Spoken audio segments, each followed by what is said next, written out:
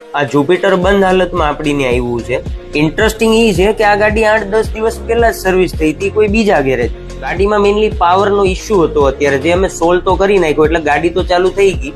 હવામાં કેટલા કામ કરવા પડે એમ હતા જે નથી કર્યા ને એ તમને બતાવું. આ ક્લચ સાઈડમાં લીકેજિંગ હદથી પણ વધારે છે, જેને ખાસ બંધ કરવાની જરૂર હતી.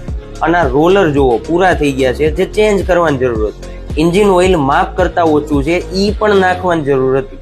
ક્લચ લાઇનર ને પણ બદલવાની જરૂર હતી, જે નથી બદલા. જ્યારે કસ્ટમરે ચોખ્ખું કીધેલું કે જે કંઈ પણ કરવું પડે ને એ કરી જ નાખજો, એમ છતાંય કામ થયું નહીં. અને આફ્ટર સર્વિસિંગ ગાડીમાં જે સ્મૂથનેસ આવવી જોઈએ એ આમાં ન આવી.